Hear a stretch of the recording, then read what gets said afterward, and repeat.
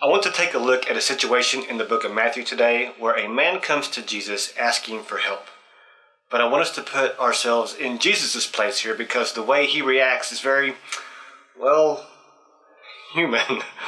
If you're a parent, you will have no issues putting yourself in this position and understanding how he feels. Also, as a parent, you will have no issue understanding why he does what he does. Have you ever helped someone with something only to have them come back to you over and over and over again for the exact same thing? You may find that you get to a point of frustration over the matter. I mean, after all, how many times have you shown that person how to do whatever it may be and then do it for them again? How many times do you keep doing it for them until you expect that they should be able to do it for themselves? So let me set this up for you. When they came to a crowd, a man approached Jesus and knelt before him. "Lord, have mercy on my son," he said. "He has seizures and is suffering greatly. How often he falls into the fire or into the water. I brought him to your disciples, but they could not heal him." So here we have a guy with a sick kid. Any one of us, if our child was sick and we had heard about this guy that could heal people, would try to get our kid in front of that man if he was in town. And this is what happens. This guy comes to Jesus begging for him to heal his child. And just like we may become frustrated or annoyed with the person coming to us over and over again, so here did Jesus become frustrated. Listen to what he says.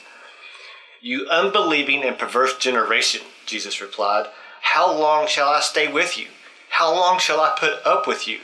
Bring the boy here to me," Jesus rebuked the demon, and it came out of the boy, and he was healed at that moment. So do you kind of get a sense of how annoyed Jesus is here?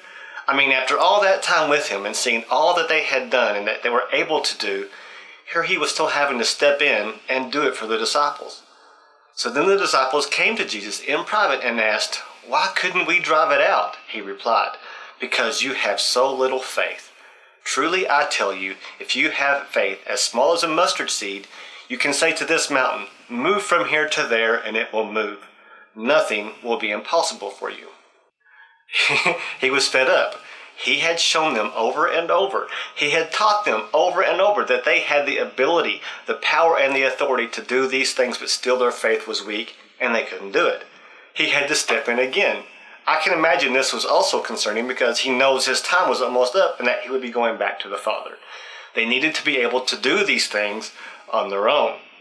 The same is true for us today. We have been given authority by Jesus with the help of the Holy Spirit, and we have been given a command to go and tell.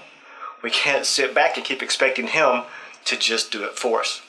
We have to grow up in our spiritual faith and do as he has instructed us over and over again. So go and tell. And then you can press on and fight the good fight as a soldier for Christ.